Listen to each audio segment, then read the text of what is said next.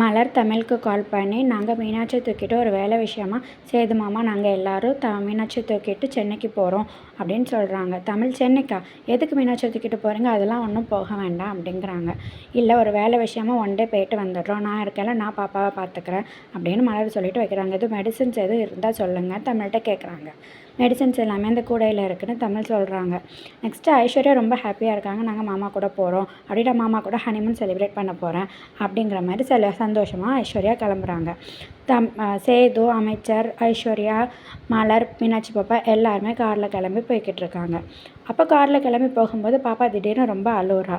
எதுக்குன்னே தெரில. பாலை கொடுத்து பார்க்காங்க, பாலையும் தட்டி விட்டுட்டு பாப்பா அழுதுகிட்டே இருக்கா. நிற்காமல் அழுததும் மலருக்கு பாப்பா ஏன் அழுகுறான்னு தெரியலையே, ஒரு வேளை காரில் போகிறது அவளுக்கு டிஸ்கம்ஃபர்ட்டாக இருக்குது போல் இருக்கும்னு நினைக்கிறேன். அவளுக்கு ஒரு மாதிரி அசௌகரியமாக இருக்குது, அதனால நம்ம கொஞ்ச நேரம் கார்லேருந்து இறங்கி பார்க்கலாம் அப்படின்னு சொல்கிறாங்க. சரின்னு கார்லேருந்து இறங்கும்போது என்ன ஆகுது, எல்லோரும் கார்லேருந்து கிளம்பிடுறாங்க. அப்போ ஆப்போசிட்டில் போகிற வண்டி ஒரு லாரி அந்த வண்டியில் இடித்து ஒரு பெரிய ஆக்சிடெண்ட் ஆகிடுது. அப்போ சேதுபதி அந்த கார்லேருந்து இறங்கி எல்லோரும் அந்த காரில் இருக்கிறவங்கள காப்பாற்றிடுறாங்க. கொஞ்ச நேரத்தில் என்ன ஆச்சுன்னா, அந்த லாரியும் காரும் சேர்ந்து 2 பேருசாக வெடிச்சிருச்சு. அப்போ எல்லோரும் சொல்லிக்கிறாங்க, மீனாட்சி பாப்பா தான் நம்ம உயிரை காப்பாற்றிருக்கா, மீனாட்சி இல்லைன்னா நம்ம உயிரை காப்பாற்றிருக்க முடியாது. மீனாட்சி பாப்பா எங்கள் அம்மா தான், எங்கள் அம்மாவுக்கு தெரியாதா, நமக்கு ஒரு பிரச்சனைன்னு வரும்போது அம்மாவுக்கு தெரியாதா, அம்மா தான் என்னை காப்பாற்றிருக்காங்க.